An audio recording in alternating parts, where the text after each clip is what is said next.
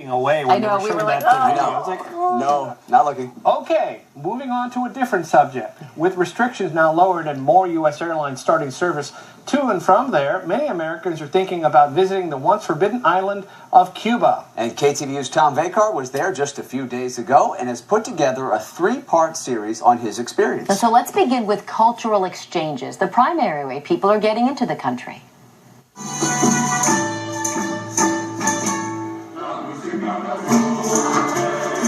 The Mayflower Chorus, a troupe of volunteer performers who love to sing, performed at the Marin Civic Center in May, just before their trip to Cuba.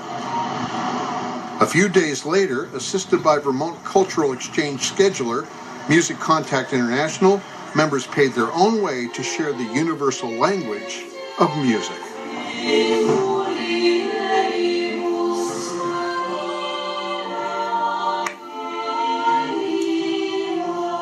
Everybody loves music. Doesn't matter even sometimes what words are. We're all people, and we're all touched by similar things. And when we get to sing together and for each other, it's quite amazing.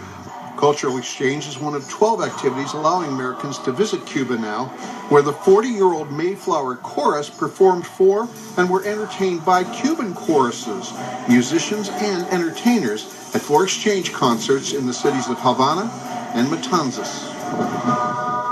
Besides performing in their own choruses, the Americans and Cubans sang pre-selected songs together.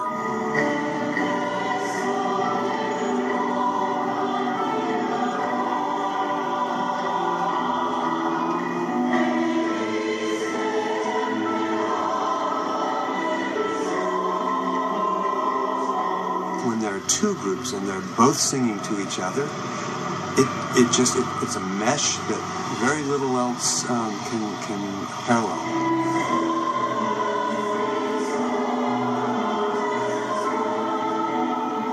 But this is way more than a cultural exchange. It's person-to-person diplomacy where there was once only suspicion.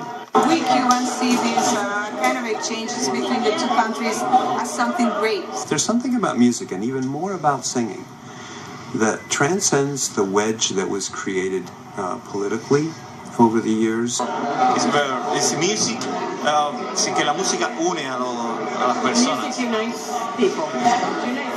Es lo más importante. And that's the most important thing. Desde que apareció la música. Since the beginning, since when music started. While there was ample sightseeing, sightseeing is only a small part of what one should come to Cuba for. If you do that and you're not mixing and mingling with the Cuban people, you miss the heart of this country. They were the happiest people. The one concert we did in the senior home, those people lived in the poorest apartments. We walked through that neighborhood, and that was one of the poorest parts of Havana. They were the happiest, most joyous, welcoming, loving people that I've seen in all of our travels. 57 years after the revolution, Americans want to flock to Cuba, and Cubans want Americans to come. We want more Americans to come, just to visit us, to know more about Cuba, to compare what they have heard about Cuba and what we have. For Americans, for us, going to Cuba and interacting with the Cuban people brought an understanding that we didn't have before. I'm hoping we brought some understanding to them. Nuevas relaciones entre las personas de los poros.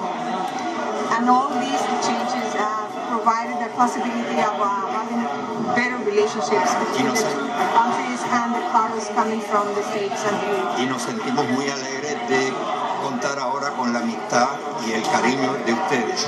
And now we feel very happy because we can count on your love and friendship. Gracias. Gracias.